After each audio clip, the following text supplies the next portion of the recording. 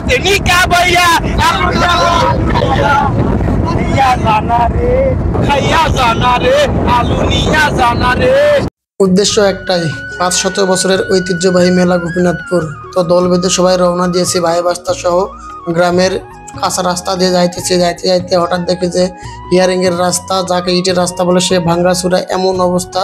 তো যাইতে যাইতে হঠাৎ পেলাম পাকা রাস্তা উঠে দেখলাম চারিদিকে প্রকৃতির স্বচ্ছ শ্যামল সুন্দর প্রাকৃতিক দৃশ্য। এগুলো আপনাদের মাঝে শেয়ার করে তাই ভিডিওটি করলাম। দীর্ঘ 1 মাস রোজা করার পরে প্রত্যেকের চেহারা কিন্তু অনেক শুকনো হয়ে গেছে, তাই সবারকে একটু দেখালাম ক্যামেরাতে। তো এই মুহূর্তে দেখতে পাচ্ছেন পুরের রাস্তাগুলো কিন্তু অনেক চমৎকার। রাস্তা দিয়ে যাইতে অনেক বেঁকাবেঁকি রাস্তা। তো দেখতে পেলাম আমাদের সামনে যে ভ্যানটি গেল, সেই ভ্যানে বড় ভাইরা ছিল, তারা চলে গেল।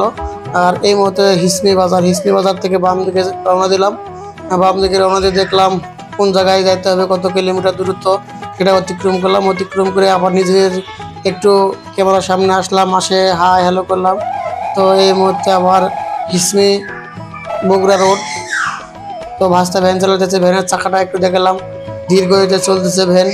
আর সবাই অনেক মজা করতেছে, সবাই অনেক গান করতেছে। তো রাস্তার ধারে এরকম পুকুরের দৃশ্য দেখে অনেকটা ভালো লাগতেছে। তাই রাস্তার সাইডে দেখতে পেলাম ঘোড়া। আর ভাস্তা বললো, ঘোড়া তোর পাহাড় তলে নোড়া। যাইতে দেখি ওয়াও, প্রাকৃতিক দৃশ্য এতটাই সুন্দর যে না দেখলে চোখে বিশ্বাস করা যাবে না। তাই আপনাদের আমরা শেয়ার করলাম। তো তাদের ভ্যানকে আমরা ওভারটেক করে কিন্তু তার সামনে চলে আসছি। সামনে আসার পরে ভাস্তা করলো যে আমরা তার আগে চলে আসছি। যে জিনিসগুলোর জন্য জয়পুরহাট বিখ্যাত সেগুলো হচ্ছে কলা। রাস্তার ধারে অনেক কলা দেখতে পেলাম। এই মুহূর্তে চলে আসলাম সেই বটতলী ব্রিজটি কিন্তু দেখতে অনেক সুন্দর। এখন যেহেতু রাস্তার কাজ চলছে তাই দেখতে অতটা ভালো লাগছে না, তবে অবশেষে আমাদের ভ্যানকে ওভারটেক করে তারা চলে গেল। আর এই হচ্ছে বটতলী বাজার থেকে সোজা দক্ষিণ রওনা দিলাম। রওনা দেওয়ার পরে দেখতে পেলাম রাস্তার সাইডে সাজনা গাছ। আর এই রাস্তাগুলো অনেক সুন্দর চারিদিকে। এখানে দেখতে পেলাম নতুন প্রযুক্তি, গরুর মুখে মুগারি না দিয়ে বোতল দিয়ে আটকে রেখেছে। তাই চাচাকে বললাম, চাচা ডিজিটাল বুদ্ধি। তো এদের দেখে নায়কে যাচ্ছে মেলার উদ্দেশ্যে। আর এই জায়গার বিশেষ করে মাটির 2 তলা বাড়িগুলো সত্যি চোখ জুড়ানো, যা দেখার মতো ছিল। দেখে নিন কালো বাড়িটি। তো এখন চলে আসলাম এই যে এইরকম গ্রামে আসলে কিন্তু প্রাকৃতিক দৃশ্য দেখলে আমাদের বন্ধুরা, গ্রামের এই চমৎকার আঁকা বাঁকা রাস্তাগুলো দেখতে চমৎকার লাগতেছিল। তাই ভাবলাম যে আপনাদের সামনে এগুলো শেয়ার করি। তো এই মুহূর্তে দেখতে পাচ্ছ চারদিকে তাল গাছের মাছ দিয়ে রাস্তা যাইতে দেখলাম যে হঠাৎ করে ব্রিজ। তো ব্রিজটি পার হলাম, বৃষ্টি পার হয়ে দেখলাম সামনে আরো একটা ব্রিজ। মানে বাংলাদেশ এতটা উন্নয়ন হয়েছে যে রাস্তার মাঝে 2-3টা করে ব্রিজ। তো পার হলাম, পার হয়ে দেখি যে এদিকেও সেই মাটির বাড়িগুলো দেখুন সত্যি অনেক চমৎকার লাগতেছে। চলে যাচ্ছি আবার গোপীনাথপুরের উদ্দেশ্যে। 2 তলা বাড়িটি অনেক সুন্দর। তো গোপীনাথপুর এটা হচ্ছে সেই ইটাখোলা বাজার। আসলে ইটাখোলা কিছুই নেই, শুধু পাকা রাস্তা। এই রাস্তাতে যাইতে ভাবলাম যে আরেকবার নিজেদেরকে ক্যামেরার সামনে আনি। সবাই অনেক গান বাজনা করতেছিল, অনেক মজা করতেছিল। আর রাস্তা তো পান খায় মুখ চোখ একেবারে লাল করে ফেলাইছে। আর সবাই তো তাদেরকে হাসি করতেছে। তো চলে যাইতেছি গোপীনাথপুরের উদ্দেশ্যে। আর এই যে গোপীনাথপুর যাওয়ার যে রাস্তা, সেই রাস্তায় কিন্তু অনেকটা জ্যাম লেগেছিল। তো জ্যামটা কাটিয়ে আমরা রওনা দিলাম সোজা গোপীনাথপুরের দিকে।